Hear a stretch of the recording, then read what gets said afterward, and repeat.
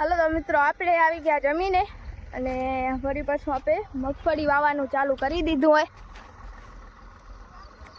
તો જો પાછું આપણે મગફળી વાવવાનું આવીને ચાલુ કરી દીધું હોય. આટલામાં તો પહેલી જ વવાઈ ગઈ હતી મગફળી. હવે આ બાજુ બાકી છે બીજી. એક બાજુ એ આપણી ઇનોવા અને એક બાજુ એ બોમ્બે સુપર. હવે જોઈ કઈ હેલી નીકળે છે. હવે કેટલા બેમાં કેટલી નીકળે છે. કોણ વધારે કોણ વિજેતા થાય છે, વધારે કેનામાં થાય છે જોઈએ. હવે આ બાજુ હોય બોમ્બે સુપર અને આ બાજુ આપણી ઇનોવા. અને જો આપણા ભવેશભાઈ ખાય છે આંબુ. ભૂખ લાગી આવી છે હજી તો આવતે ડાયરેક્ટ. અને જો આપણી ઇનોવા જો આવી તો બધી ઉગી જ આવી છે. કોક જ હવે ઉગે છે. જો આવી અમુક જો આવી અમુક ઉગે એવી તો કોક જ છે. નકા જો બધી કમ્પ્લીટ મસ્ત ઉગી આવી છે. હલો તમને બતાવું હરખી આગળ. આ જો વાંધો નહીં, બીજું લઈ લે. આ જો આ બધી કમ્પ્લેટ બધે ઉગી આવી છે આખા આપણા ખેતરમાં. જો ભાઈ ઉગે ને કોઈ ન પૂગે. આ આપણી પહેલે ઉગી આવી છે અને હજી આ બળી હોવાય છે. હજી બીજી એક બાજુ ઉગે હરી ને એક બાજુ હોવાય છે. એટલે ઉગે એને કોઈ ન પૂગે. અરે આ બાજુ તો મસ્ત કમ્પ્લીટ ઉગી આવી છે. અરે આ જો આ બતાવો. આ જો આખી હારું ભરેલી લાગે છે. જો બધું કેમ કે આ આપણે આ બે ભાગમાં પહેલું પાણી પીધું હતું અને આમાં હજી 2-3 દિવસ થયા બીજું પાણી હવે આવ્યું હતું ને. એટલે આ ભાગમાં પાણી વાહે હતું ને આ ભાગમાં પહેલે હતું. એટલે જો આ કેવી મસ્ત બધી હરોળી ઉગી આવ્યું હોય. આખું હારું આમ ચોખ્ખું બધું દેખાય. જો એક હરખ્યું બધું મસ્ત લાગે. જો આ બાજુ એવું છે, આગળ એવું છે. બધે મસ્ત ઉગેલી બધી. અને હવે આપણે જોવાની છે બીજી વાવી કેવી ઉગે. ઉગે તો એ સારી જ ઉગે, બધી સારી જ ઉગે. આમાં છે આપણી ઇનોવા આ વાવેલ છે એ. અને હવે વાવી એ છે બોમ્બે સુપર. તો ભાઈ જે આપણા ઇનોવાના અને બોમ્બે સુપરના જે માલિક હોય એ વિડીયો જોતા હોય તો હજી જોજો આપણા વિડીયો.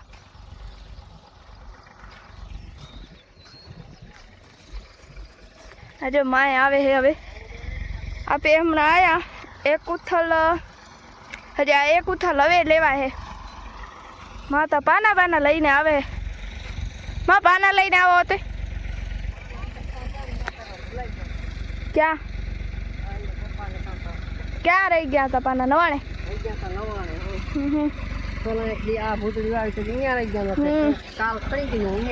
હા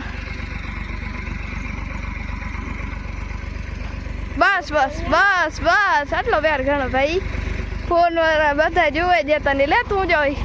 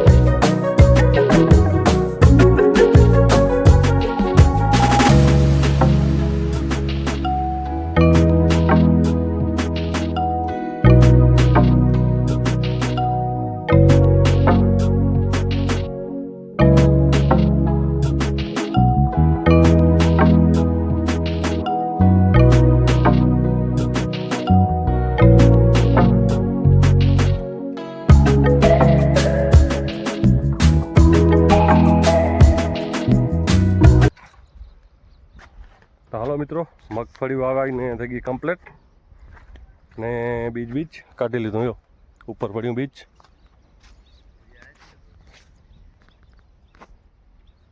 કાઢી લીધું ને આમાં આપણી મગફળી આવી 3.5 મણ.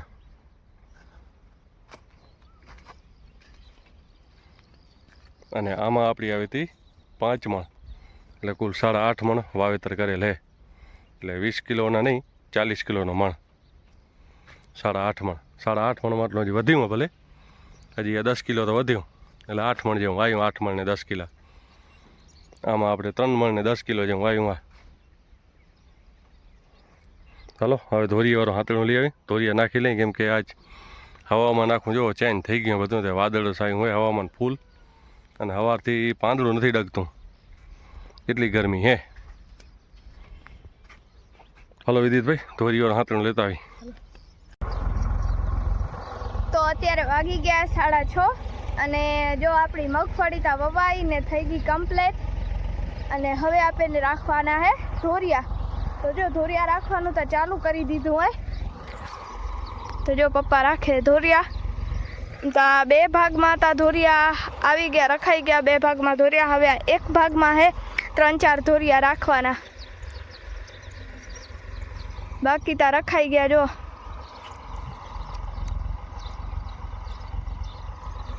અને હું અને મમ્મી કરી હે બાંધણું. કેમ કે કાલ સવારમાં તા જો આ ભાગમાં ચાલુ કરવું પડશે પાણી, એટલે હજી આપણે ટીટોડીના ઈંડા અહીંયા પડ્યા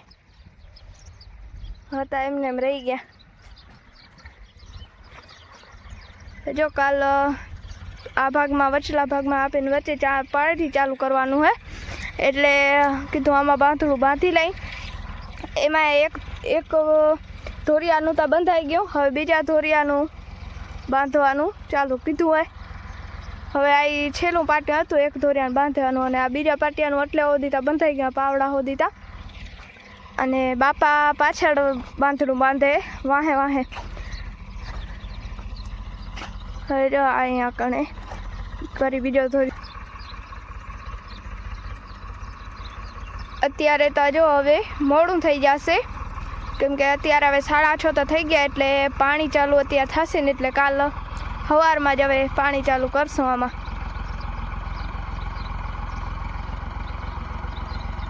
અત્યારે કીધું ધોરિયા બોરિયા રાખી લઈ, એટલે એ થઈ જાય બધું કામ કમ્પ્લીટ, એટલે પછી ડાયરેક્ટ કાલ પાણી ખોલવાનું રહે, અને આ બાજુ બાંધણું થઈ જાય.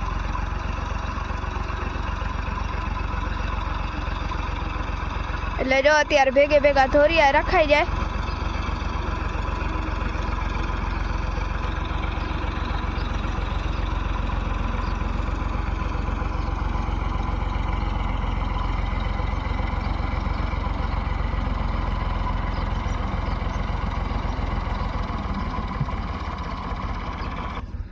જો આજ તા આખો દિવસ વાદળું રહ્યું હે. અરે હજી વાદળા જ પડ્યા હે બધે. આજે તો આખો દિવસ વાદળછાયું વાતાવરણ રહ્યું હોય. ગરમી એટલી હતી, હજી એટલી ને એટલી ગરમી હે, અને વાદળા એટલા હતા. હજી આમ બફારો તો થાય જ હેરો. વરસાદ આવશે તો આપણી તલ્લી ભીંજાઈ જશે, ના આવે તો હવરું.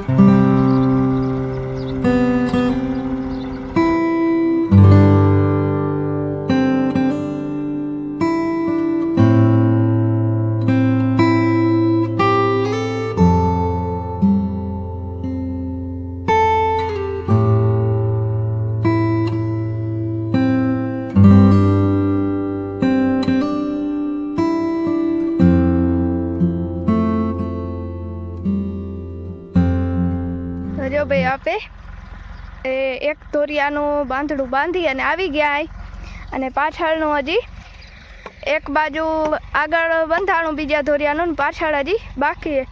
અને જો હવે પપ્પા એક જે વચ્ચે બીજા ભાગનો ત્રીજા ભાગ વચ્ચેનો જે મેન ધોરિયો હે એ કરે હે. હવે તો એ છેલ્લો જ વધ્યો હોય.